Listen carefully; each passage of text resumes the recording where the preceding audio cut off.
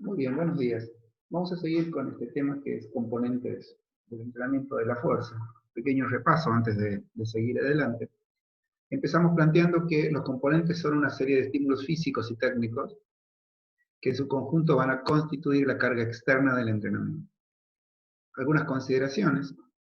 Estímulos físicos y técnicos tienen que ver con la fisiología, que implica el uso de una determinada técnica de ejecución de lo que va a ser los medios del entrenamiento que los estudiamos, que son los ejercicios. Ejercicios y forma de ejecutar los ejercicios son la carga externa del entrenamiento. Pero no deben olvidar los futuros entrenadores que han estudiado base científica de la adaptación y que esta carga externa no es universal, porque la carga externa lo único que hace para lograr el rendimiento es repercutir en el organismo de un alumno. El conocimiento del funcionamiento de ese organismo es determinante a la hora de determinar la carga externa que van a producir para un alumno. O sea, parece una verdad obvia, pero nunca estamos de más actualizar este concepto. El volumen, la intensidad con la que un alumno trabaja, la velocidad de ejecución del ejercicio y el tipo de ejercicio que utiliza, no tienen universalmente el mismo efecto. La carga externa no es determinante en el entrenamiento. La mayoría tiende a creer que sí, ¿no? Por eso cuando va a un gimnasio, pregunta cuál es el mejor abdominal para mejorar la fuerza abdominal. O dice, mira, este es el mejor ejercicio para el pecho, o para el hombro, o para los glúteos. El entrenador formado tiende a preguntar, ¿ese ejercicio es mejor para quién? Porque cuando uno dice para quién, está subjetivizando el resultado. Le estamos diciendo en términos simples, la carga externa es determinante, sin duda. De hecho, la carga externa es lo que objetivamente determina la forma de estímulo a una célula. Pero el cómo repercute la carga interna es determinante para el rendimiento. O sea, ningún medio y ningún método de entrenamiento asegura que mi alumno va a rendir. Lo que asegura que mi alumno va a rendir es la lectura, es la capacidad que tiene un entrenador de hacer una lectura de los datos externos del alumno. Por ejemplo, su hábito de descanso. Lo voy a decir en forma que todos me entiendan. Su entrevista.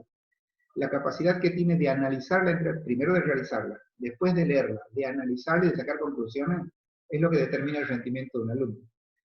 Un alumno podría hacer un plan perfecto que le dé resultado a un alumno X, pero que a él no le dé resultado. La respuesta está en que lo único que puedo copiarle a un otro entrenador o a una revista es una carga externa. Pero no puedo afirmar que esa carga externa va a ser efectiva para mi alumno, porque es la repercusión interna. Y es dinámico. Es dinámico. Si yo, por ejemplo, un sábado planifiqué una carga para la semana siguiente y mi alumno uno de esos días no duerme, o come mal, o se angustia, o pierde el empleo, todo lo que yo construí como carga externa no va a ser efectivo. O sea, la carga externa es dinámica, depende de la realidad de cada atleta, de cada alumno. Dicho lo cual, vamos a plantear que cuando hablamos de volumen, hablamos de la cantidad total de trabajo que realiza un alumno. El volumen se puede contar por partes de una sesión, por ejemplo, el volumen que mi alumno hizo de calentamiento general, el volumen que mi alumno hizo de entrenamiento de fuerza, de resistencia. Es la cantidad de trabajo que el alumno de manera diferenciada realiza en una sola sesión. Puede ser en un micro, o sea, mi alumno lunes, miércoles y viernes, son 3 sesiones de su micro, y determino tal cantidad de trabajo de, por ejemplo, resistencia de fuerza. O bien podemos decir, mi alumno esta semana entrenó en tal volumen. No olviden que los volúmenes son de cargas específicas, a diferencia de duración. La duración es de toda la sesión. Componentes del estímulo, apuntes de bases científicas de la adaptación. La duración es el tiempo que dura o tarda un alumno en realizar un estímulo. En cambio, el volumen es el tiempo que tarda en realizar orientaciones de una misma carga. Bien. Entonces, eso es el volumen, es la cantidad total de trabajo realizado por un alumno. Ahora bien, ¿cómo se puede expresar el volumen? El volumen se puede expresar de dos maneras. Hacer tiempo, se puede, obviamente, con un cronómetro, porque es el tiempo en el que está bajo tensión el músculo. Eso es una forma. Y otra es el número de repeticiones. Eso ve que cuando el alumno hace una repetición, hace una activación biomecánica. Esa activación biomecánica utiliza palancas, utiliza los elementos constitutivos del aparato locomotor, o sea, el hueso, el ligamento y el tendón, y obviamente utiliza el músculo. El músculo, cada repetición, tiene un determinado tiempo. En el ejemplo de clase anterior fue de 4 segundos, puede ser 5, 6, 7, hasta 8 si es un poliarticular. Ahora bien, ese tiempo es el tiempo en el que el músculo está bajo tensión. El ejercicio de fuerza está pensado para el vientre muscular, siempre. Y la intensidad que utiliza y el volumen están pensados, desde el punto de vista de la fuerza, para el catabolismo del músculo, de la estructura muscular, para que después tenga su anabolismo y obviamente su crecimiento, que es lo que buscamos. Entonces, número de repeticiones totales, sin contar las pausas, o tiempo, a través del cronómetro, son las formas en las que se mide y se expresa el volumen. Y siempre el volumen, obviamente, cuando voy a realizar una carga externa, tiene que estar asociado con los otros componentes. De ahí mi ejemplo. A mí, de nada me sirve decir que mi alumno va a realizar 30 repeticiones de tal ejercicio, si aparte no sé también la intensidad, la velocidad de ejecución y qué tipo de ejercicios va a hacer el alumno. Si va a ser un ejercicio local, regional o poliarticular. Esto nos llevó luego a estudiar en la clase pasada a la intensidad. La intensidad es el grado de esfuerzo que existe en el ejercicio. Por eso, normalmente en el entrenamiento de la fuerza está dado por el peso que levanta el alumno. En el entrenamiento, el peso que levanta un alumno se llama intensidad máxima absoluta. La intensidad máxima absoluta representa la cantidad de kilos que el alumno levanta en cada repetición. Y a la vez la relativa es el porcentaje que esos kilos son de la 1RM. O sea, si la barra de mi alumno tiene 90 kilos y mi alumno en ese ejercicio tiene una 1RM de 100 kilos, 90 kilos es la intensidad máxima absoluta, que es el valor de la barra, es lo que va a levantar el alumno en cada repetición, y 90% sería la intensidad máxima relativa. Ahora, puede ocurrir que uno está entrenando a un alumno, pero no está en un gimnasio, está en la casa del alumno, en una plaza, en un club, donde no tiene, o no necesita, o no quiere usar el entrenador, pesos libres, ni máquinas, ni poleas. Entonces, aunque podría utilizar poleas tipo TRX, que son poleas que no están asociadas a pesos físicos, sino que utiliza el peso del alumno, o la gravedad. Desde ese punto de vista, también se puede calcular la intensidad. Se va a hacer por repetición por serie, que como dice la punta tiene dos enfoques. Un enfoque dice que la repetición por serie total que hace un alumno determina la manifestación de fuerza que está entrenando. Ese es el enfoque que usamos los entrenadores porque tiene fiabilidad científica.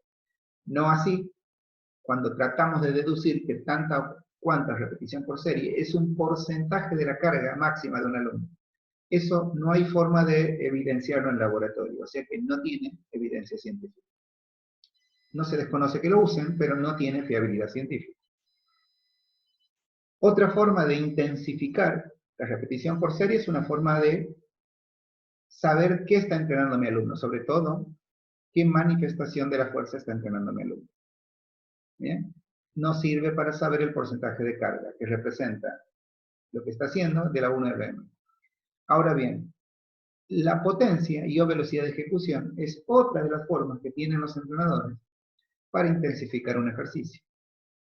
O sea, si mi alumno está haciendo un ejercicio con la velocidad de ejecución de 5 segundos, yo le pido que lo ejecute en 4 segundos, aunque sea con la misma intensidad máxima absoluta, o sea, el mismo peso, el alumno está haciendo un ejercicio más intenso. La velocidad de ejecución intensifica el ejercicio que está haciendo mi alumno. Y por último, hemos visto, al final, lo que más les costó en el trabajo práctico a alguno, es determinar la intensidad media, absoluta y relativa. Así como las intensidades máximas sirven para programar el entrenamiento, ¿sí? Porque nosotros planificamos, cuando ponemos las metas a los alumnos, determinamos a qué intensidad máxima relativa vamos a llegar. O sea, determinamos un porcentaje de mejora de mi alumno. O sea, Técnicamente decimos así: para que mi alumno logre el resultado que busca en su deporte, o en su vida, o en su vida social o estética, o en su salud, requiere aumentar la fuerza que tiene a un X porcentaje, 85%, 90, 95%, porque la mejora siempre se refiere a la fuerza máxima. La mejora que necesita mi alumno es X, tanto. Eso lo determinamos por porcentaje, no por kilos. Piensen que los entrenadores planificamos inmediatamente después de entrevistar y hacer sesión de reconocimiento motor. O sea, todavía ni siquiera vimos al alumno con una barra, o sea, tirar kilos. Por lo tanto, no podemos saber cuántos kilos va a levantar cuando termine el periodo de preparación general. Pero sí podemos calcular el porcentaje. Entonces, lo primero que planificamos los entrenadores es la intensidad máxima relativa.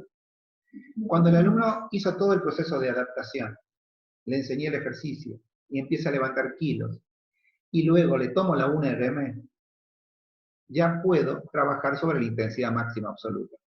Porque saco el porcentaje y hago una regla de 3 simple, y ahí sí con la 1RM puedo saber con cuántos kilos trabaja mi alumno.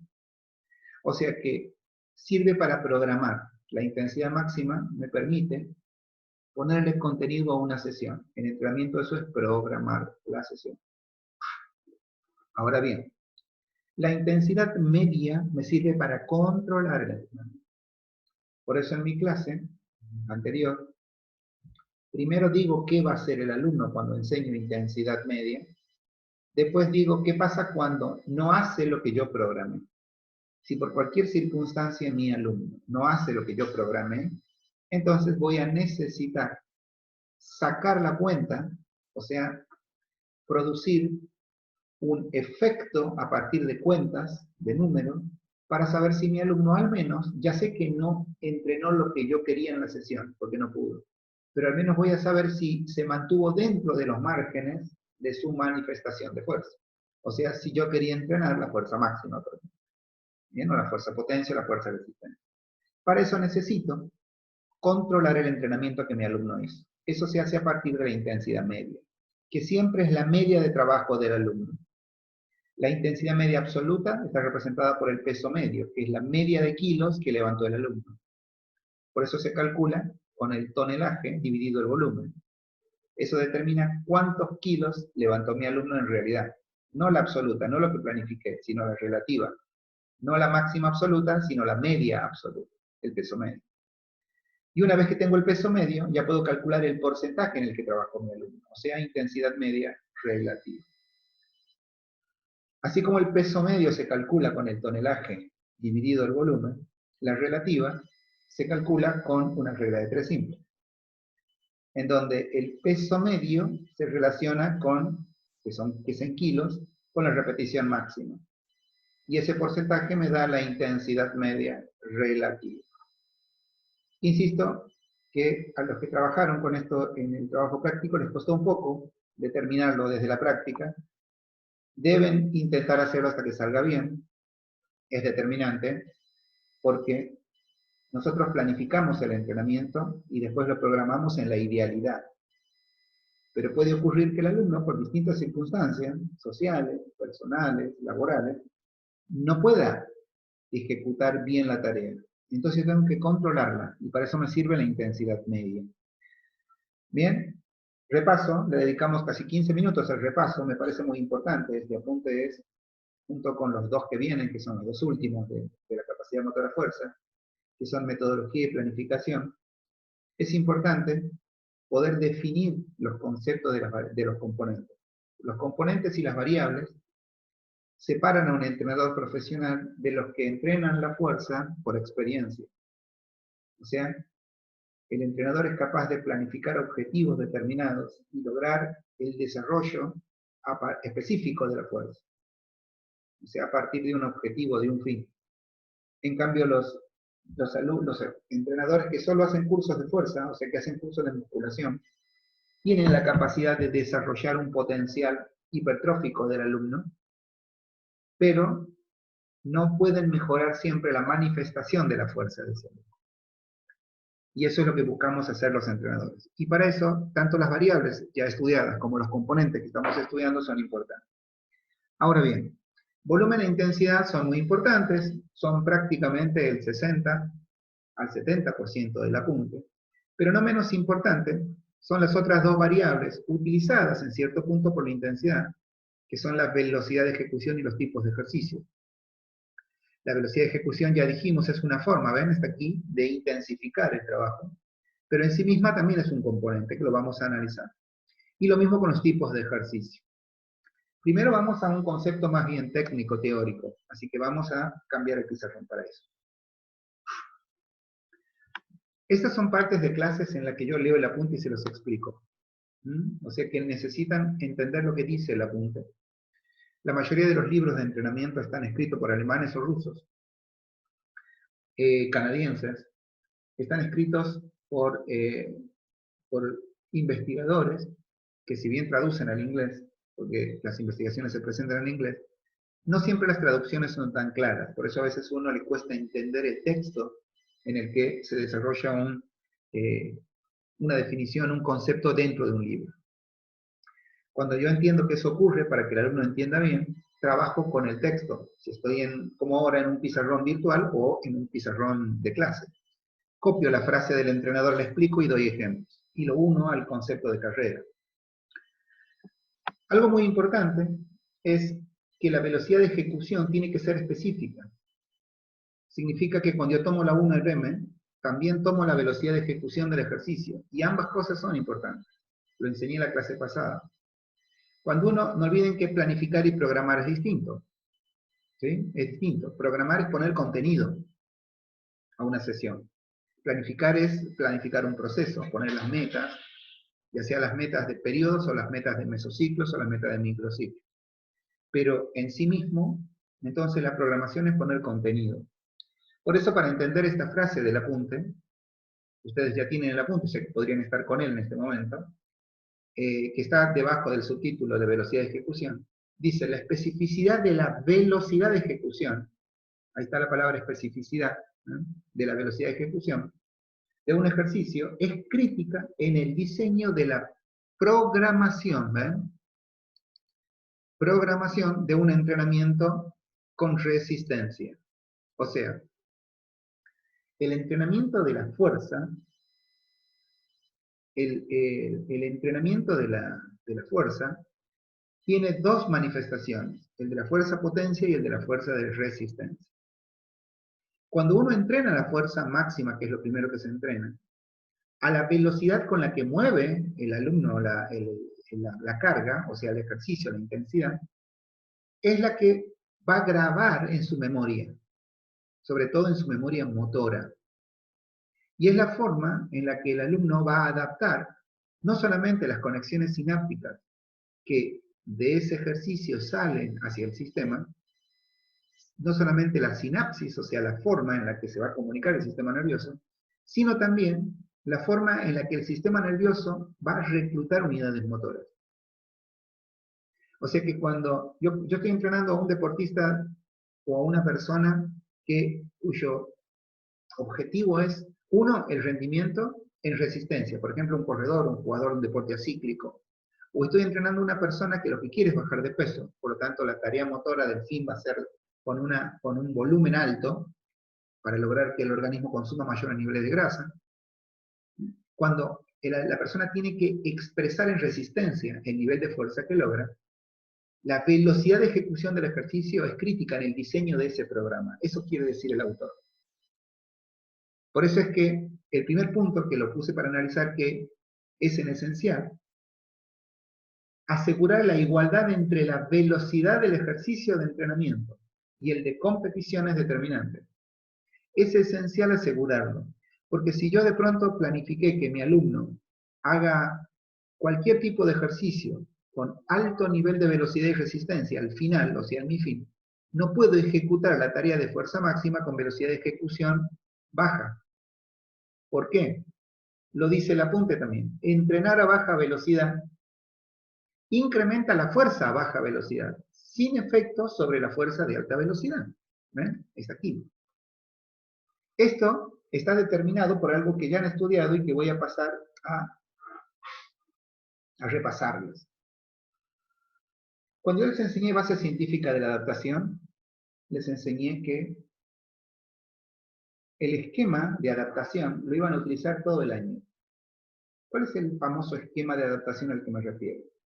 Que cuando nosotros decimos que para que un alumno se adapte requiere de un estímulo, que ese estímulo activa una célula, esa célula a otra y a otra y a otra, por lo tanto un tejido, varios tejidos al órgano, en este caso cualquier órgano, cualquiera.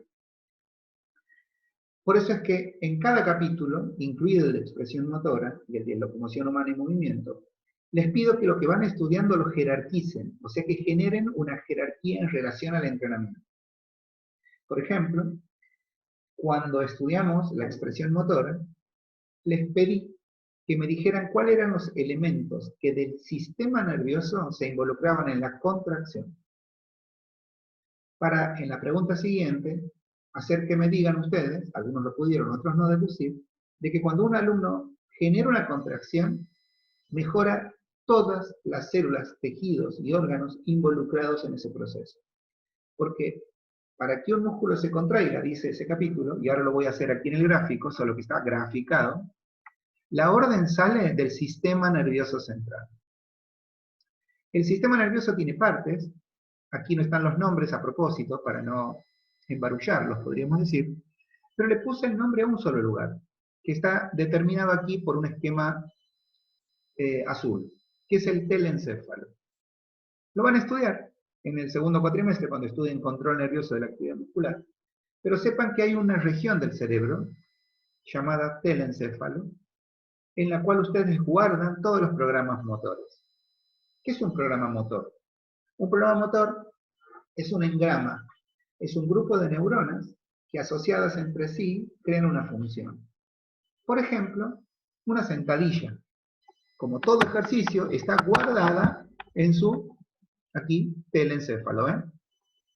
Pero no es la sentadilla. Todos los ejercicios están guardados en el telencéfalo. Pero no solo ejercicios. En el telencéfalo ustedes tienen guardada la forma en la que caminan, la forma en la que abren el picaporte de la puerta de su casa, la forma en la que se agachan cada vez que estornudan. O sea, cualquier movimiento que produzca su cuerpo, cualquiera de ellos, está guardado dentro del telencéfalo como un engrama, un programa motor. O sea, grupos de neuronas especializadas en cumplir esa función. Bien, en el telencéfalo. Siempre que hay un estímulo, cualquier tipo de estímulo, en el caso del entrenamiento sería que un entrenador le diga a un alumno qué ejercicio va a realizar, e inmediatamente esa información entra al asta dorsal, este vendría a ser el gráfico de mi médula, asta dorsal, la que está para la región posterior, o sea, cerca de esto que es el cerebelo, y el asta ventral, que es donde están las neuronas motoras. Todo esto lo hemos analizado en otros capítulos. Bien. En cuanto yo le digo el nombre a un alumno, se llama estímulo.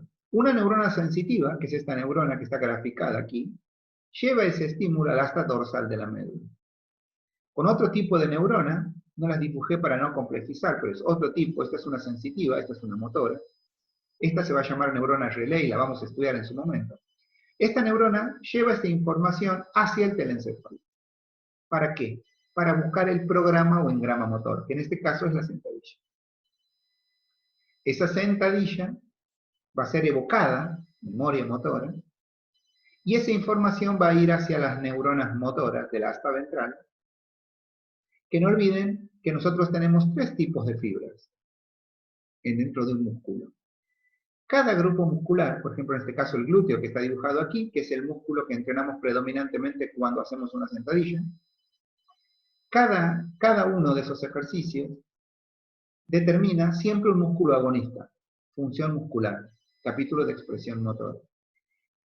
Todos los músculos, todos, no solo el glúteo, todos, están conformados por 3 tipos de fibras. En realidad no son fibras, ya lo saben, son paquetes de fibras, ¿ven? Paquetes. Todo el organismo humano es un sistema. Un músculo es un paquete de 100 a 150 fibras. Obviamente esos son gráficos. y cada una de las cuales tiene una anatomía y una fisiología que permiten su desarrollo. Por ejemplo, las lentas, que son las primeras, estas que están aquí, estas serían las lentas, tienen una neurona motora muy finita, porque tienen mucha capacidad de generar resistencia, pero no tienen una gran posibilidad de velocidad, de potencia y mucho menos de fuerza máxima, porque la capacidad de tensión que pueden generar es baja. Las fibras intermedias, que son las que están en el medio, son un poquito más grandes, ahí están, y tienen diferencia. La cantidad de fibras que tienen las unidades motoras son mucho mayores, son un poquito oxidativas, no tanto como las lentas, pero lo son, y también tienen fibras blancas, no tanto como las rápidas, pero lo tienen. En nuestra clasificación, estas eran las de tipo 1, ¿eh? Estas eran de tipo 2A, y estas eran las de tipo de 2B, o sea, las fibras propiamente dichas, las rápidas, que son neuronas motoras muy grandes, gran capacidad de generar tensión. Son las que mayor fuerza pueden ejecutar y son las más veloces y potentes. Pero tienen la contra de que se cansan rápido, porque les falta metabolismo oxidativo, capacidad de captar oxígeno y de producir energía aeróbica. Tienen grandes depósitos de sustancias químicas que les permiten ejecutar tareas muy veloces y muy fuertes, pero muy pocas de resistentes. Lo contrario de las lentas. Cada músculo, obviamente, la biología ha querido que tenga todas. O sea, todos los músculos, insisto, en este caso de las sentadillas del glúteo, pero podría ser cualquier otro, tiene las tres. Solo que bioquímicamente, biológicamente, genéticamente, una predomina por sobre las otras. O sea que este glúteo, de este alumno que está aquí, de esta alumna, pudo haber nacido con más fibras lentas que intermedias y rápidas, o más rápidas que intermedias y lentas. No lo sabemos. Bueno, no lo sabemos de este ejemplo, ¿no? Hay atletas que obviamente se hacen el estudio, porque para el preparador físico es determinante descubrir eso antes de empezar los procesos de entrenamiento. Bien. Ahora bien, el tema es cómo es que nosotros estimulamos a cada una. Y ahora sí, viene la palabra estímulo. Cuando uno habla de estímulo, siempre habla de que ese estímulo va a llegar a cierto órgano. Por ejemplo, cuando mi alumno entrenador me dice, hoy vamos a hacer sentadilla, estoy utilizando una neurona sensitiva y una relé. Y aquí utilizo neuronas que se llaman conectoras para que ellas sean las que rememoren, evoquen como resto mnémico a la sentadilla, para que yo la pueda ejecutar y después voy a utilizar otra relé, pero que va a ser una tarea no aferente hacia el telencéfalo, sino eferente, o sea, del telencéfalo a la médula. Y luego del telencéfalo a la médula va a venir la orden que va a mandar la información a la fibra lenta, a la fibra intermedia y a la fibra rápida. ¿De qué depende a cuál de estas fibras se va a estimular? De los componentes que utilice el entrenador del estímulo. Y solo va a entrenar eso. Por ejemplo, si la intensidad que él le pide es baja, entonces el sistema va a reclutar fibras lentas e intermedias, pero no rápidas. Porque ante una intensidad baja no hace falta que el sistema nervioso reclute a las neuronas motoras que mejor pueden ejecutar esa tarea. Entonces va a reclutar a las lentas y va a reclutar a las intermedias. Y vamos a suponer que la velocidad de ejecución sea baja o media. Entonces se va a seguir arreglando con las rápidas, perdón, con las lentas y las intermedias. Cuando el deportista le piden una intensidad muy alta, y una velocidad de ejecución muy alta, entonces va a reclutar las fibras rápidas y a las intermedias, predominantemente a las rápidas. O sea que cuando un entrenador planea un estímulo y le pone todos los componentes, o sea, volumen, intensidad, duración y velocidad de ejecución, está pensando en qué tipo de mejoras, qué tipo de estructuras va a mejorar. Va a mejorar el glúteo porque es una sentadilla, pero depende de los componentes del estímulo, cuáles fibras del glúteo va a estimular. Lo que quiere decir, vuelvo al concepto, entrenar a baja velocidad significa que solo mejoro la fuerza de baja velocidad. Pero eso no es un deseo. Eso ocurre porque cuando yo trabajo a baja velocidad de ejecución, también estoy bajando el nivel de intensidad del ejercicio y la duración del ejercicio. Porque eso determina la velocidad de duración, la velocidad de ejecución, disculpen. ¿Mm? Determina las dos cosas. Por lo tanto, estoy determinando el tipo de fibras que voy a entrenar, el tipo de información que va a recibir mi músculo, en este caso el glúteo. Si esta chica aquí estaría haciendo velocidades de ejecuciones con esta barra lentas, estaría solamente reclutando fibras lentas e intermedias, mayormente lentas. Si lo estuviera haciendo rápido, estaría mayormente ejecutando una actividad que estímulo, por lo tanto mejora no solamente el engrama o programa motor, sino también que estaría propiciando, disculpen, otra cosa.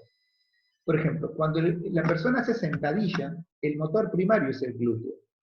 Si la sentadilla ella la termina aquí donde está, es una media sentadilla. Por lo tanto, trabaja mucho el glúteo menor y mucho el glúteo medio, y trabaja poco el glúteo mayor, por ejemplo. O sea que ni siquiera está estimulando a todo el grupo muscular. Vamos a suponer que el entrenador le entrena así porque ella es una jugadora de vóley que se caracteriza más bien por la defensa que por el ataque. Entonces está perfecto este ejercicio, porque esta es un poquito más arriba, es la posición en la que se espera la pelota en vóley, todo el tiempo. O sea que esta es la posición de la jugadora en la cancha. Entonces, entrenar ese grupo muscular para ese objetivo está bueno.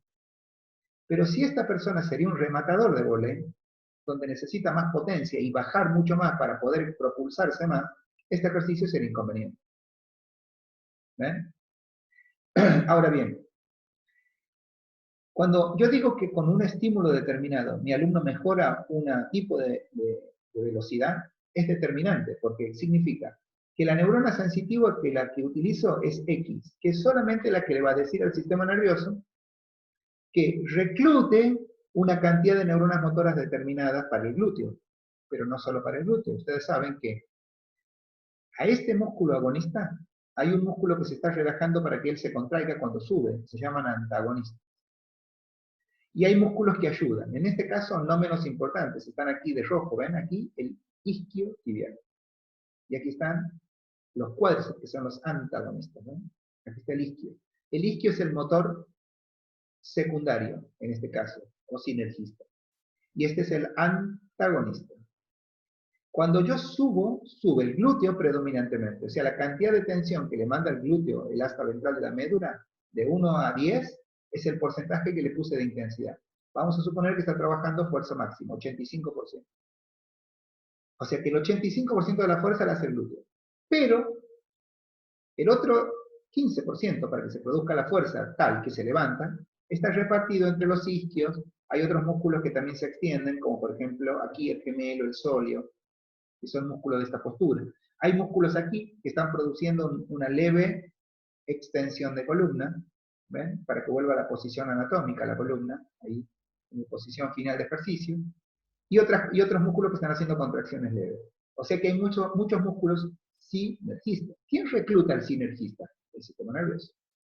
El sistema nervioso, cuando ustedes le enseñan a reclutar de determinada manera a un agonista, también recluta en la misma manera a sus sinergistas y también relaja a sus antagonistas. ¿Qué quiero decir? Que si esta señorita está haciendo ejercicios a baja velocidad, el tema es cuando llegue a la cancha de vóley y tenga que moverse rápido y tenga que reaccionar rápido. Hay alguien que no lo va a dejar hacer, el sistema nervioso, porque no está entrenado de esa manera. Pero no solamente no está entrenado el glúteo, no está entrenado los isquios, o sea, sus sinergistas, no están entrenados los músculos extensores de la columna, sus sinergistas, y no están entrenados tampoco sus antagonistas. Quería explicar esto, porque si no parece vacía esta frase, ¿no es cierto? Entrenar a baja velocidad incrementa la fuerza a baja velocidad. Y miren esto, sin ningún efecto sobre la fuerza de alta velocidad. Cuando ustedes se pregunten, ¿pero ninguno, profe? Ninguno. ¿Por qué? Porque cuando ustedes quieren usar alta velocidad, primero que nada, es otro el programa motor. O sea, el engrama motor que utilizan es absolutamente otro. Disculpen, estoy otro ejercicio. Tengo que volver a la sentadilla y tal. El engrama motor que ustedes usan es totalmente distinto. O sea, no usan el mismo programa motor, porque tienen que relacionarse distinto, por más que sea una sentadilla. Si ustedes bajan un poco más la cola en la cancha, porque soy rematador, cambian el engrama motor, cambian el programa motor. Primero. Segundo, cambian la neurona relé que va hacia el asta ventral. Después cambian las predominancias de neuronas motor. Una utiliza las rápidas y ustedes le entrenaron a las lentas y a las intermedias. Y después, el sinergista, que es el isquio, que está debajo de este, tiene que hacer más fuerza que este ahora, porque es el que ayuda. Y nadie lo entrenó. Por eso quise relacionar teoría con conceptos de metodología o de teoría del entrenamiento. Eso es lo que hacen ustedes cuando entrenan a baja velocidad. Solo incrementan la fuerza a baja velocidad y no tiene ningún efecto sobre la fuerza de alta velocidad. Por eso la velocidad, sigo, es importante tanto cuando el objetivo es incrementar la potencia, ¿no? O sea, la velocidad de ejecución es determinante porque la velocidad en la que mueven ustedes una carga va a determinar después cómo usan la fuerza. La fuerza más la velocidad es potencia. Como cuando se busca desarrollar la capacidad de levantar cargas máximas.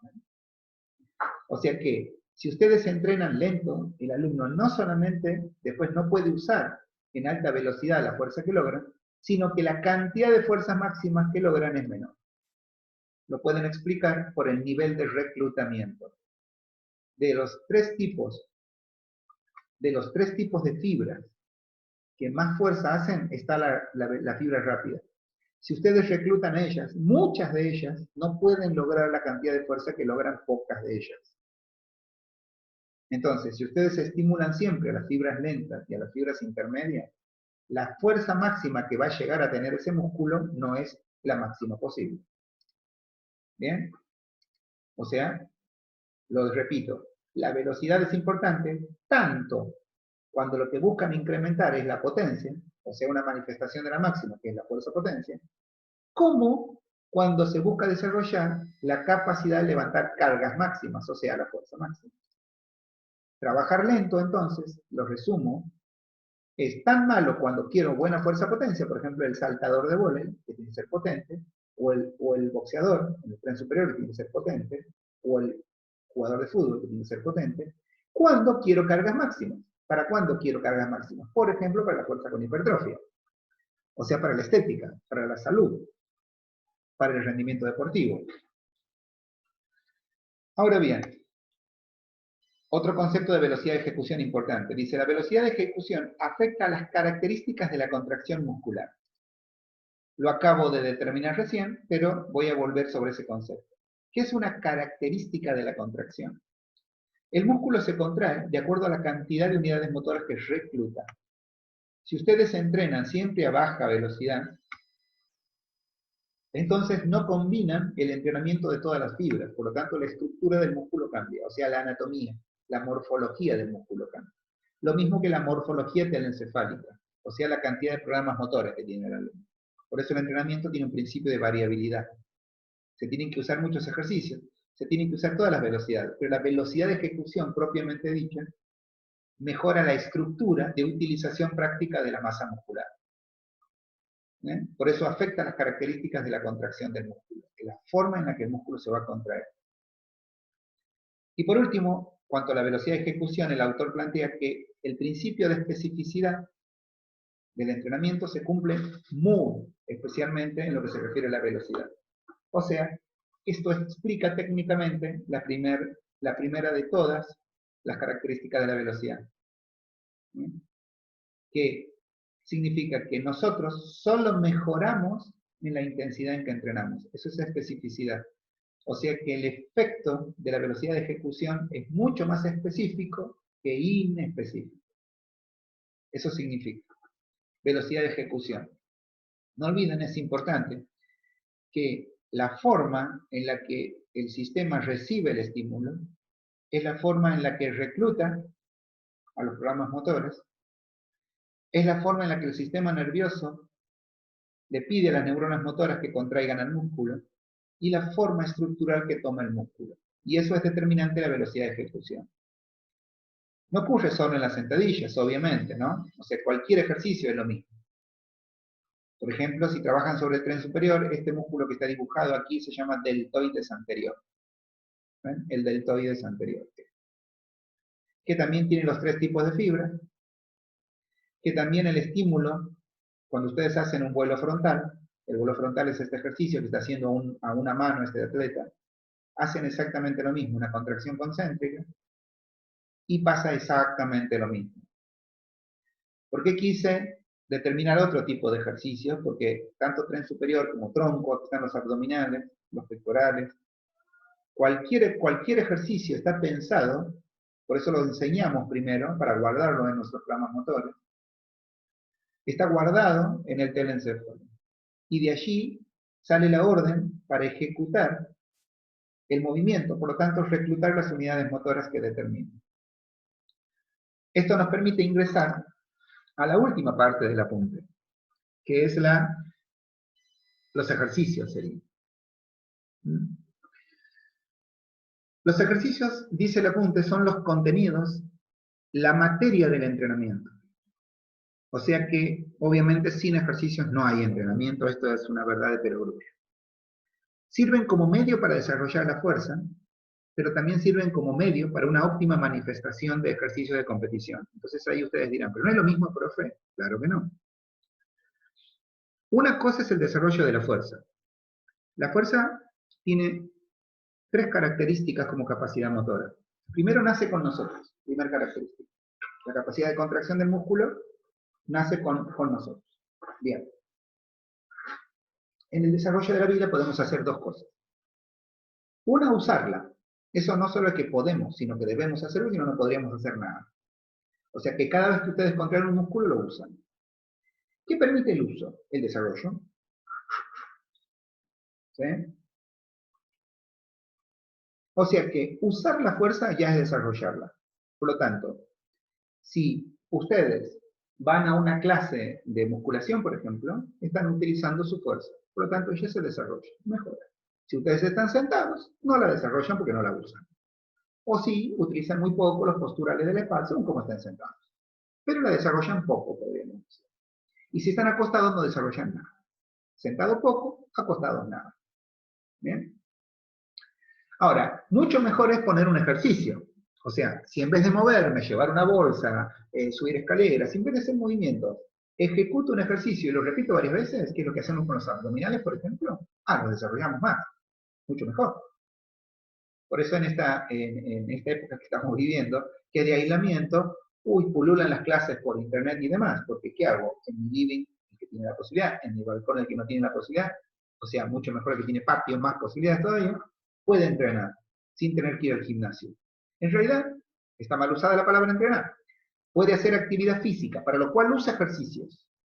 Obviamente los ejercicios van a desarrollar, es otra forma de usar la fuerza, lo van a desarrollar más.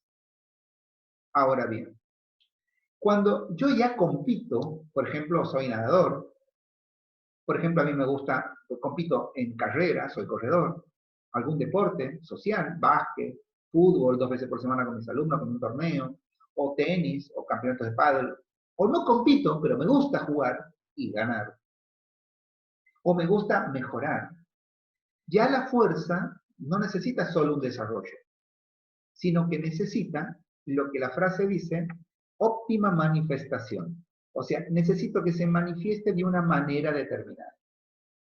O sea que no solo necesito que se desarrolle, sino que se desarrolle hacia una dirección determinada, o sea, de manera específica. Y ahí también el ejercicio es determinante, pero ya va a ser el ejercicio que utilizo para el deporte o la actividad deportiva que practico, me gusta o que quiero mejorar. Esa manifestación de la fuerza siempre se hace a través de un ejercicio, siempre. Por lo tanto, cuando entrenamos la fuerza, esto es lo que dice la parte de abajo de la punta. Cuando vamos a entrenar la fuerza, no se trata de adquirir fuerza en términos generales y en cualquier dirección, sino con una acción concreta y con características determinadas. ¿Qué quiere decir esto? Bueno, quiere decir que si yo Ahora, la fuerza que necesito, la necesito para correr, porque me noté en una prueba de calle. O quiero mejorar mi golpe en el pádel, o mi golpe en el tenis, o quiero correr más, tener más reacción en la cancha de fútbol, o quiero ser más preciso cuando lanzo en básquet, o cuando juego al vóley. Bueno, ya los ejercicios no pueden ser cualquiera. Ahí no. Si estoy en mi casa haciendo actividad física para no perder condición física, cualquier ejercicio me desarrolla la fuerza, cualquiera. Ahora, si yo ya quiero mejorar con un objetivo determinado, o sea, cuando ya tengo que desarrollar una cierta manifestación, entonces el ejercicio ya no puede ser cualquiera. ¿Bien? Ya tengo que ir especificando y obviamente voy a tener un objetivo. Ese objetivo va a ser lo que mi alumno quiere mejorar. Y otra cosa interesante que está en este párrafo está referida a la manifestación de fuerza. Ustedes saben que tenemos tres formas de manifestar la fuerza: máxima, potencia y resistencia. Ya lo vimos en variables, cada una de ellas tiene su ejercicio también. O sea, el poliarticular es ideal para la fuerza máxima, y si al poliarticular ustedes le ponen si ustedes le ponen una velocidad de ejecución elevada y le sacan lo que sería su componente técnico, y de ser un ejercicio de cadena cerrada lo convierten en una abierta, por ejemplo, en vez de sentadilla con salto, o en vez de hacer un press de hombro con una medicine hacen un lanzamiento hacia arriba, eso sería un ejercicio de cadena cerrada versus un ejercicio de cadena abierta. Sentadilla con salto sería abierta, el lanzamiento sería abierto. Lo transforma en un ejercicio óptimo para la manifestación de la fuerza potente.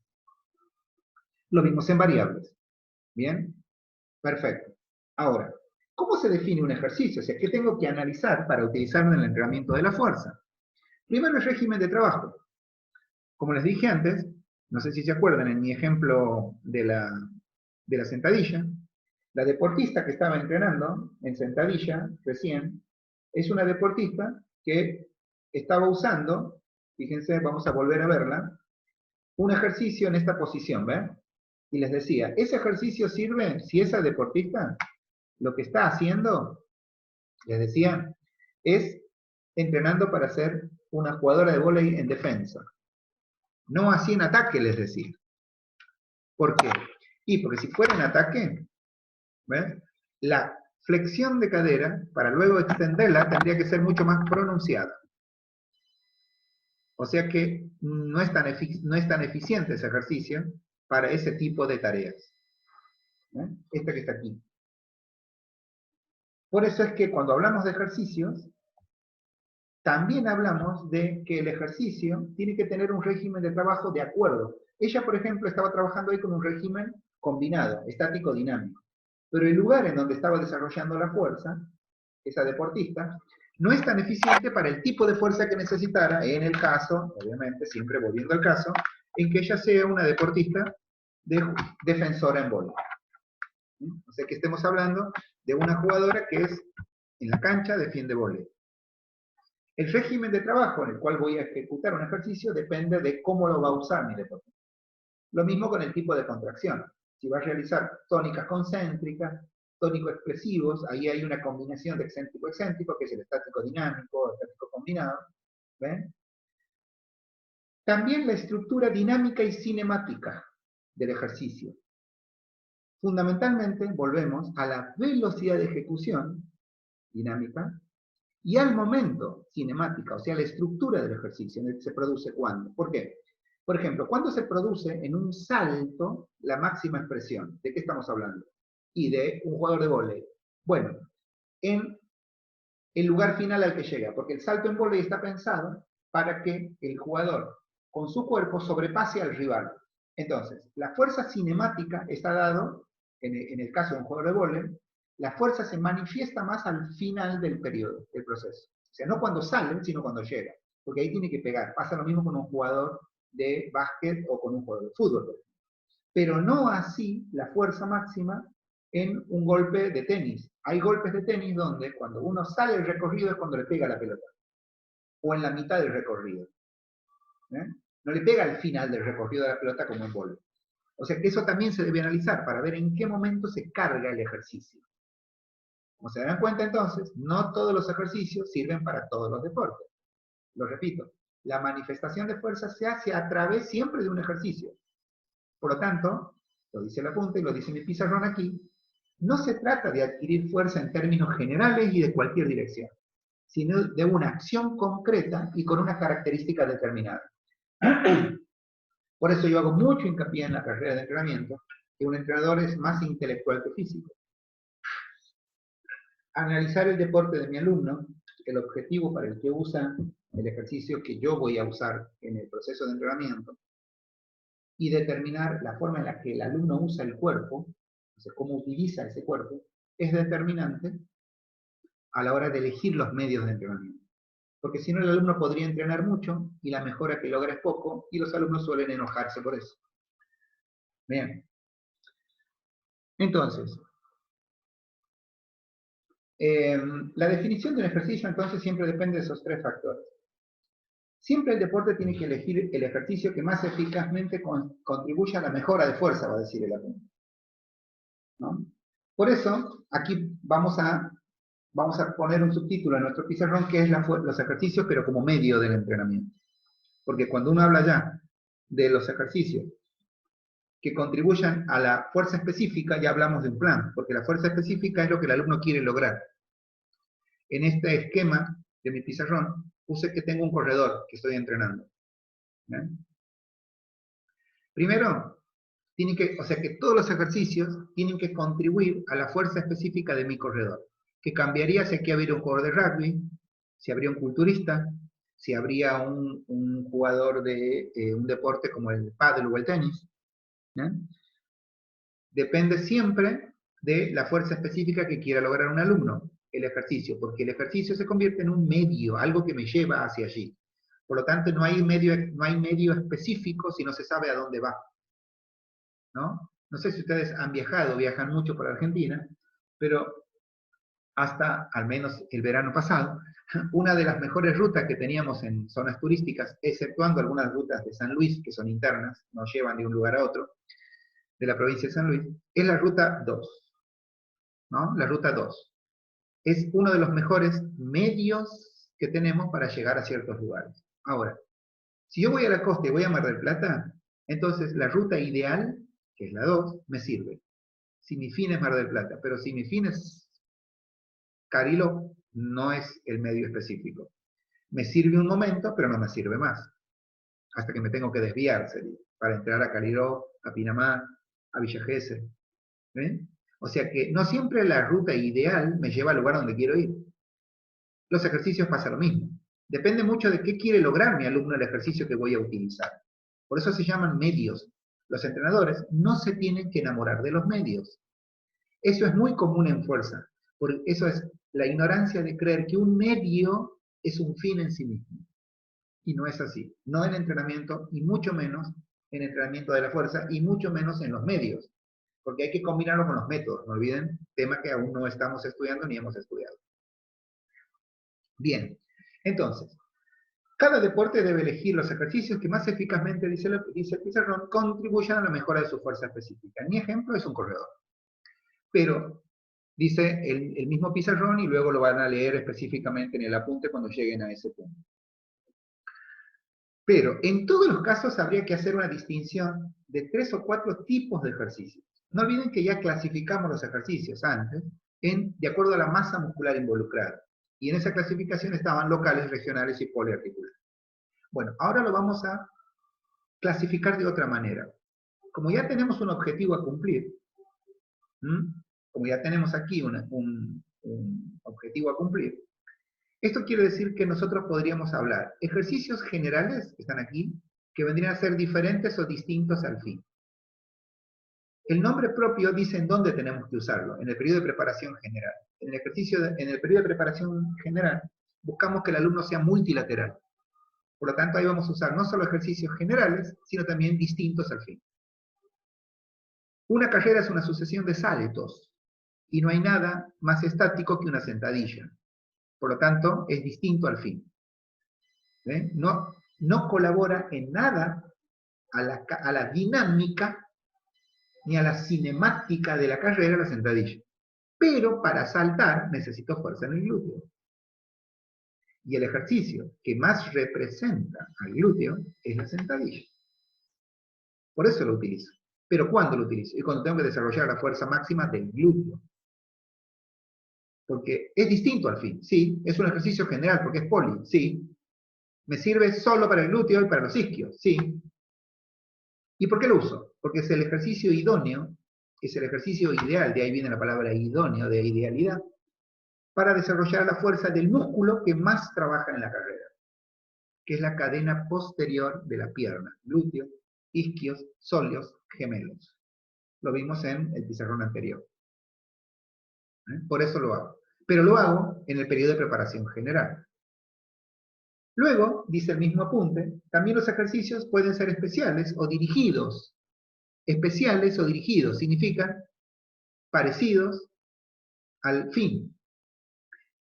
Para la carrera, yo puedo empezar a cambiar ya a la sentadilla y hacer, por ejemplo, que no la escribí, estocadas.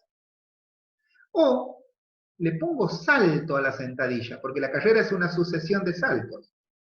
Si yo empiezo a saltar con la sentadilla, epa, ya estoy pareciéndome al ejercicio de la carrera, y eso va a ser sentadilla con salto. Y eso sirve, porque la sentadilla con salto es un ejercicio de fuerza-potencia, y ya es más parecido a la carrera. Y ya estoy en el periodo de preparación especial. Si yo quiero ese salto convertirlo en algo parecido, ya que sea casi igual que la carrera, ya sería un skipping, que va a ser mi meta. ¿Por qué? Y porque el skipping ya implica un uso, para aquel que no sabe, es como levantar una pierna y la otra de manera sucesiva. Eso es un skipping. Me escribe el que no sepa cuál es un skipping, le mando un pequeño video, le mando una foto. ¿Bien? O lo buscan en internet, un skipping. Entonces, eso es un skipping. Ya está saltando. ¿Ven? Parecidos e iguales. Y en el periodo competitivo se utilizan directamente ya la carrera. De hecho, en esta etapa, Tudor Bompa, que es el autor que vamos a usar para la planificación, nos va a enseñar que ahí hay un cese de fuerza. O sea que ahí no hago fuerza en el momento de la competición, sino que simplemente utilizo el ejercicio de competición de formas que mantengan el nivel de fuerza que tiene el alumno. Esta es la fase de mantenimiento de la fuerza. Y ahí llego a la carrera. O sea que no solo por masa muscular dividimos a los ejercicios, sino cuando tenemos ya un objetivo determinado, en este caso, ya tenemos una forma específica de utilizar la fuerza. Entonces los ejercicios deben empezar siendo generales y distintos, pero tienen que pasar a ser parecidos luego e iguales hasta llegar al ejercicio de competición. Por eso el apunte dice que la elección de los medios, y está aquí en su pizarrón, debe estar en función al efecto específico que proporcionan esos ejercicios y del nivel y necesidad del deportista. ¿Ven? El apunte no hace otra cosa que determinar lo que venimos diciendo desde el principio. No existe el ejercicio como medio ideal. Depende del tipo de alumno que tengo y depende del objetivo que busque mi alumno. Verkhoshansky, que es un profesor de la escuela rusa, discípulo de Medvedev, en 1986 el que más trabajó con eso, y lo deben tener ustedes ya ahí al frente de ustedes con sus apuntes. Es muy importante que relacionen con los autores las investigaciones. Muy importante eso. Porque también determina el ámbito en el que ha sido investigado. La escuela rusa de entrenamiento, se van a dar cuenta que nosotros la usamos mucho más que otras escuelas, como la cubana, por ejemplo, porque la cubana es nueva en relación a la rusa y a la alemana, y hay muchas evidencias empíricas que no han llegado a ser evidencias científicas que se utilizan mucho en Cuba. O sea que sirve para dar cursos, por ejemplo, de especialización, sobre todo en culturismo, en halterofilismo, pero no tanto en deporte. Bien. Algo muy importante que dice Verkhoshansky, que es el efecto específico. Yo he prestado bastante atención a hablar sobre el efecto específico de los ejercicios, aquí en ejemplos de carrera. Porque Verkhoshansky plantea ese concepto. El nivel de crecimiento de los indicadores funcionales del organismo y la estabilidad de los efectos, habla él. ¿Qué es esto? Porque es dos elementos que se valoran. Entonces, ¿qué es lo que valoramos cuando utilizamos un ejercicio como medio? Primero es el efecto específico, listo. Segundo, lo dije recién, solo que voy a volver a ese pizarrón porque es importante. Acuérdense de estos dos conceptos. Nivel de crecimiento de indicadores funcionales, fisiología sería, del organismo todo, y ahora voy a explicar qué significa, y estabilidad de los efectos del ejercicio. Vamos a volver aquí. Me voy a quedar con el deltoides anterior. Yo les decía que cuando ustedes ejecutan un estímulo, estimulan muchas partes orgánicas, empezando por los receptores sensitivos, siguiendo por las neuronas que conectan el asta, en este caso dorsal de la médula con el telencéfalo, la evocación de restos mnémicos. Cada una de las cosas que estoy nombrando implican utilización de células, tejidos y órganos. Por lo tanto, implican metabolismos celulares. Cuando Baldoni habla de los efectos, cuando habla de la estabilidad del efecto específico, cuando habla del nivel de crecimiento de los indicadores funcionales del organismo, la funcionalidad está dada en la fisiología.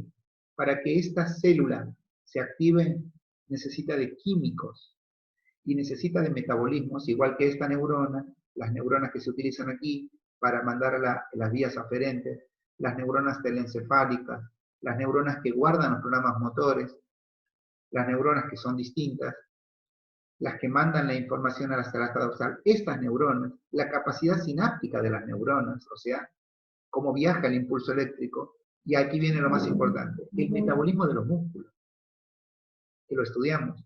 No olviden que adentro de cada fibra nosotros tenemos proteínas contráctiles que requieren de aminoácidos para su formación.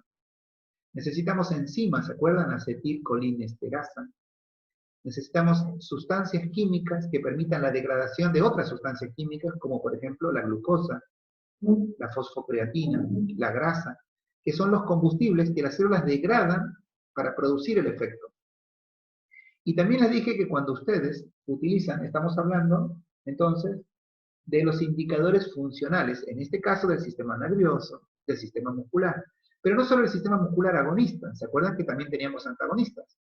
Cuando ustedes hacen una flexión de hombro y utilizan el deltoides, también utilizan una porción del pectoral mayor, por ejemplo, de un músculo que se llama coracobraquial. Ellos se encargan de ser sinergistas, por lo tanto, también tienen indicadores funcionales, también gastan energía, también gastan sustancias, también necesitan sangre, también necesitan hormonas.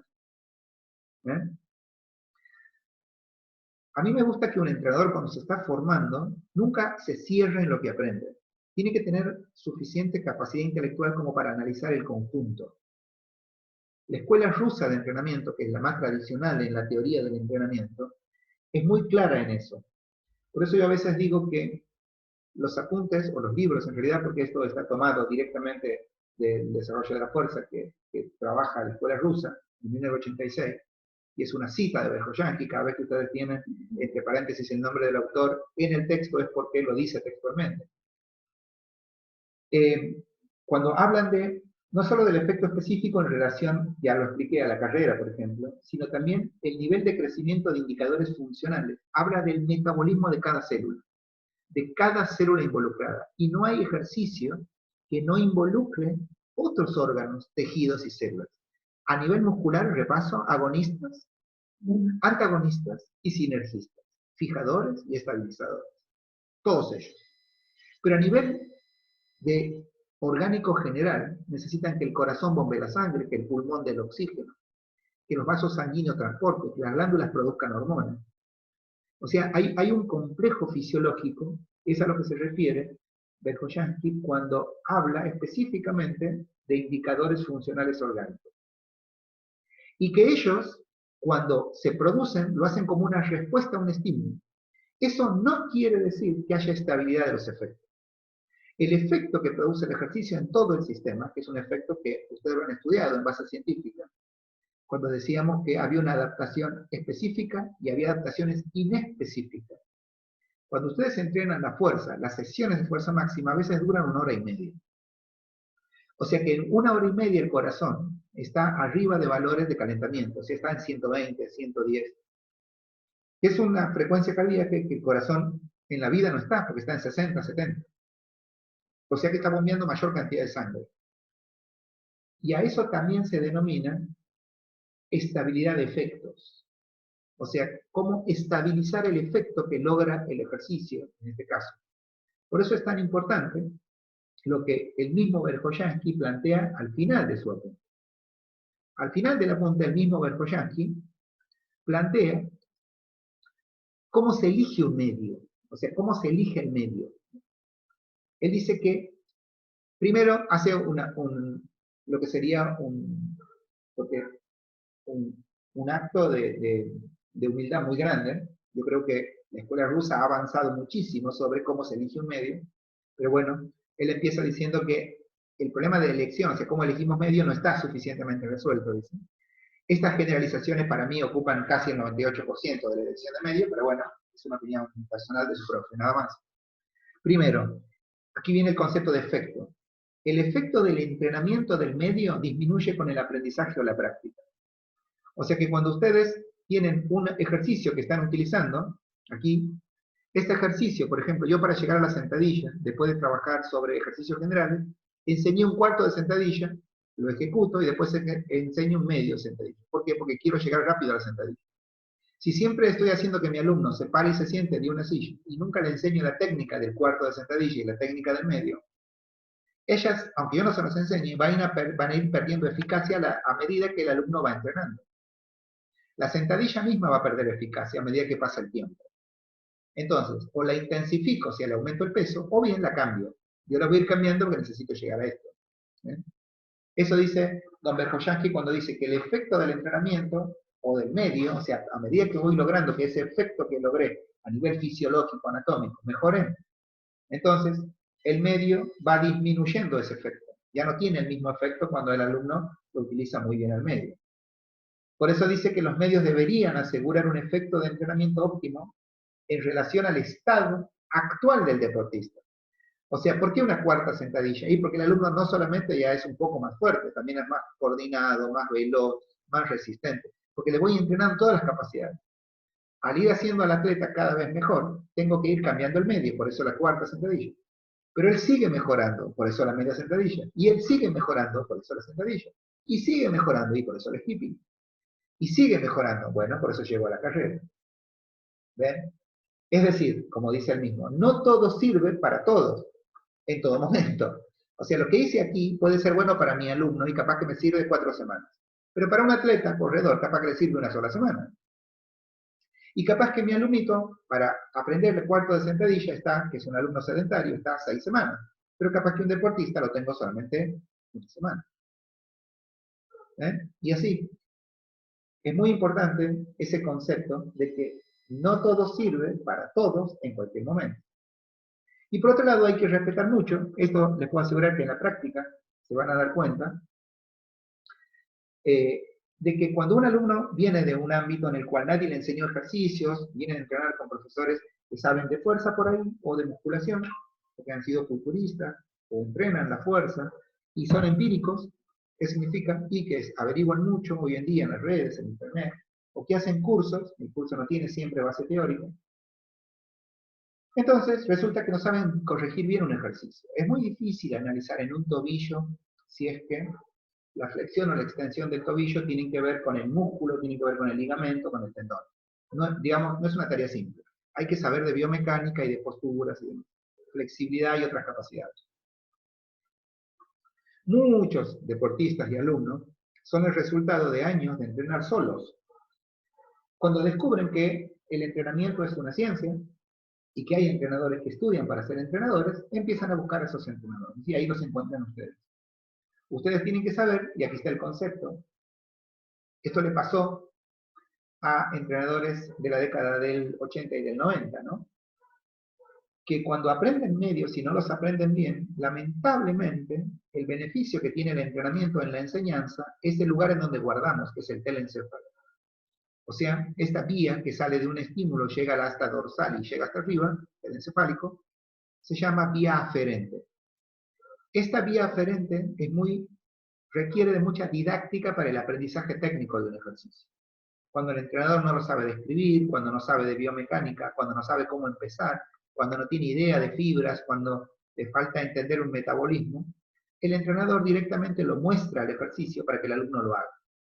Y el cerebro le ingresa por el oído o le ingresa por el ojo el ejercicio. Y el ojo tiene una propiedad, saca fotos. Por lo tanto, si él saca una foto, es como si yo les diría a ustedes, hay un dique en el norte, bueno, en Salta, que es el dique Cabra Corral. Vamos a suponer que ustedes conocen el dique. Sí, profe, me dicen. Ah, qué bueno, ¿y cuándo fue? No, no fui, lo vi en una foto, porque un pariente mío fue y lo vi. Bueno, ustedes tienen una vaga idea con esa foto de cómo es el dique, pero no lo conocen. O sea, no saben que abajo hay un barcito que hace pejerrey frito, no saben que tiene una planicie en el medio en el que pueden hacer pasadas de 300 metros a una altura de 800 metros, no saben que la parte del dique en el que llegan y que tienen un espejo, o sea, no saben, no lo conocen en realidad. Cuando un alumno aprende a hacer un ejercicio porque lo ve, no sabe hacer el ejercicio, porque le sacó una foto nada más. Y no siempre encima le saca una foto, o sea, ustedes no saben si la foto que vieron del dique es del dique o de la subida al dique, porque la subida al dique Cabra Corral tiene 7 kilómetros. O sea, ¿en dónde se sacó la foto? No lo saben. Cuando ustedes ven a un alumno hacer un ejercicio y le preguntan quién le enseñó el ejercicio y les dice nadie, entonces ustedes tienen que deducir que hay una mala ejecución anterior. Porque solo se aprende si se ve. O sea, ustedes, yo les diría, solo conocen el lugar si han paseado por ese lugar al menos un día entero. Cuando un alumno, un entrenador le enseña un ejercicio, determina los niveles de capacidades motoras que necesita para mejorar ese ejercicio. Si no, al alumno, en el concepto de Verkhoyanski, le quedan restos de otros medios. Y eso altera ese resto, el efecto de los medios posteriores que voy a usar. A ver, lo voy a decir con mi ejemplo. Si el nivel de movilidad de las articulaciones de la rodilla, el tobillo, de mi alumno, de la cadera, son bajos y de la zona baja de la columna, entonces la cuarta sentadilla la va a hacer mal por definición. Si el nivel de flexibilidad de mi alumno en gemelo sóleo es bajo, va a ser mal la media sentadilla. Si los niveles de fuerza de sóleo, gemelo y de tibiales es bajo, va a ser mal la sentadilla. Y si la espalda no tiene fuerza extensora, va a ser mal la sentadilla. No importa qué tan buena sea el aprendizaje motor de un alumno. ¿Por qué no importa? Porque el lugar en donde se guarda el ejercicio se llama telencéfalo y solamente se guarda por vías aferentes, o sea, por grupos de neuronas que llevan información hacia el telencéfalo. O sea que no lo puede hacer de manera automática. Por más que el ojo está a esta altura más o menos en anatomía humana, el ojo manda una información sensitiva al asta dorsal y de ahí va una vía aferente. O sea que del ojo no va nada hacia el telencéfalo. De hecho, díganle a un alumno, vamos a suponer que yo les dije dique Cabra Corral. Bien, vamos a suponer que yo les digo ahora algo, un nombre que ustedes nunca escucharon en su vida. Excepto que en esta aula virtual haya algún santiagueño. Si yo les digo, ¿les gusta Acamishki? Y ustedes me van a quedar mirando. ¿Por qué? Porque es una localidad al norte santiagueño que casi es desconocida. Podemos decir, excepto para los santiagueños, ¿no? Por eso digo, si hay un santiagueño en esta aula virtual, puedes saber. Ahora, ¿por qué no identificaron el nombre siquiera? Porque en el lugar en donde está guardado en el encéfalo tuvo que ir a otras regiones la palabra, que por más que lo escucharon por el oído, que está aquí, no puede decodificarlo. Cuando ustedes le dicen en un ejercicio al alumno, el alumno ejecuta lo que él tiene guardado, no puede crear algo nuevo. Por lo tanto, cuando ustedes quieren que un alumno haga bien un ejercicio, le tienen que enseñar el ejercicio. Verkhoyanski dice que los restos de otros medios alteran el efecto de medios posteriores. Eso dice Verkhoyanski. Altera el efecto de otros medios. Entonces, cuando ustedes quieran utilizar un ejercicio para lograr un fin, tienen que enseñarlo desde el inicio. Para eso tienen un periodo de preparación general, tiene una etapa que se llama adaptación. Y uno de los elementos que el autor que vamos a utilizar nosotros, que es Tudor Bompa, para planificar, que dice que los ejercicios tienen que tener primero movilidad articular general, después movilidad articular específica, después tienen que tener estiramiento y por último enseñar el ejercicio, automatizarlo y recién tomar la UNAEDM. El consejo final, de alguna manera, para elegir un medio, tiene que ver con ese concepto. Cuando uno elige un medio, los medios tienen esa particularidad. ¿Eh? Entonces, los restos de otros medios, dice el apunte, alteran el efecto de los posteriores. Bien. Verkhoyanski termina esta parte de elección de medios planteando de que no es necesario insistir en que la elección de los ejercicios adecuados para el desarrollo de la fuerza es otro de los aspectos importantes a la hora de diseñar el entrenamiento. Dice que el ejercicio por sí solo marca lo más importante que tiene la carga, su magnitud y carácter. O sea, valoración general de la carga. O sea, ¿para qué le sirve al alumno la carga? Así como el efecto que se deriva de la misma, o sea, de lograr lo que el alumno busca, logra lo que nosotros llamamos la adaptación crónica. Él dice el efecto que se deriva de la misma, aunque todos los demás parámetros permanezcan inalterables. ¿Qué quiere decir con esto? De que si el ejercicio está realizado convenientemente con todos los componentes, si ustedes mantienen otros valores inalterables, cualquiera de ellos, igual, si está todo eso bien hecho, la magnitud y el carácter de la carga se va a ver determinado, digamos, por esa ejecución del ejercicio. No olviden que estamos usando como fuente un solo libro que lo que hace es trabajar sobre los otros autores, pero la fuente es de González Vadillo y Gorostiaga y Estarrón. Después vamos a seguir con la metodología de entrenamiento. Trabajen con esta clase, escúchenla varias veces. A veces cuando hacen los trabajos prácticos me doy cuenta que les falta escuchar las clases, porque hago preguntas de ejemplos que doy o explico el apunte, y quizás influenciado por la forma en la que hacen los trabajos prácticos de teóricos, que al ser biológicos bien de apunte, estos requieren de más aplicación. No olviden que vamos a trabajar con casos luego, ¿no? Así que vayan tratando ya de ir mejorando esa capacidad que tienen de interpretar el texto y de aplicarlo. Bien, gracias. Que tengan una linda tarde.